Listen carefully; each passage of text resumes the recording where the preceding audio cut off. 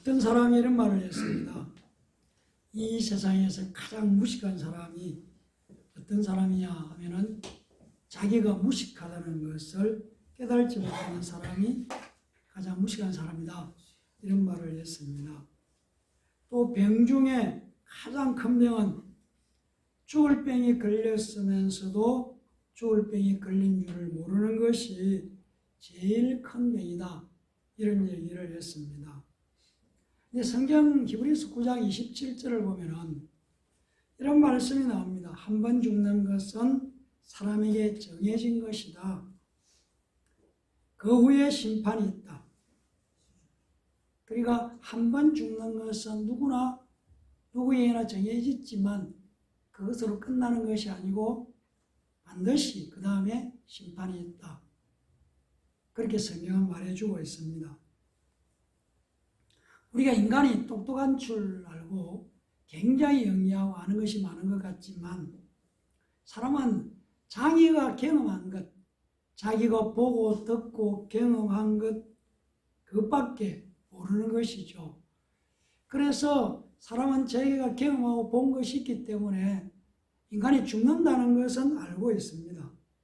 왜 그러냐면은 부모님들이 돌아가시는 것을 봤고 친척이나 가족들이 또 이 세상을 떠나는 것을 보기도 하고 또 매스컴을 통해서 사고가 나서 죽는 사진도 보고 그랬기 때문에 예수님이 죽으셨다는 것은 쉽게 다 이해를 하는 것이죠. 그렇지. 예수님도 사람이셨으니까 당연히 죽었다는 것은 이해한다는 것이죠. 그런데 살아난 것은 경험한 적이 없다는 것이죠. 사람들은 살아난 것에 대한 경험이나 그런 것을 알지 못하다 보니까 그런 경험이 없으니까 예수님이 부활했다 얘기를 하면은 아리송해야 하는 거죠. 이해를 할 것 같기도 하고 못할 것 같기도 하고 그런 것이 우리의 상태라는 얘기입니다. 왜? 죽는 것은 듣기도 하고 보기도 하고 또 경험하는 주변의 상황을 속에서 아니까. 그러나 살아난다는 것은 모른다는 것이죠. 경험이 없다는 얘기입니다. 그러니까 예수님이 부활했다고 자꾸 얘기를 하니까 그럴 것 같기도 하고 그러나 또 경험이 없고 그러니까 불확실해한다는 것이죠. 그런데 우리가 기독교가 다른 종교와 다른 것이 뭐냐 이렇게 물으면은 부활이라는 것입니다. 다른 종교에는 부활이라는 얘기가 없습니다. 그리고 우리가 아는 것처럼 불교의 석가모니도 무덤이 있죠.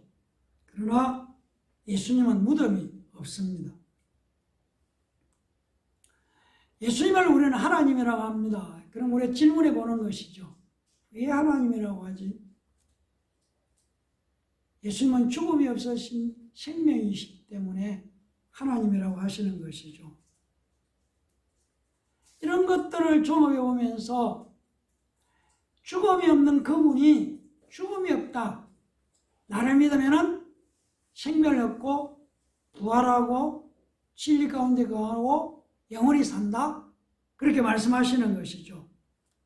만약 우리가 그것이 사실이라면은 우리가 예수 믿는 것은 내가 그렇게 살기 위해서 믿는 것이죠. 그래야만 되는 것이죠. 예수님이 그렇게 말씀하셨어요.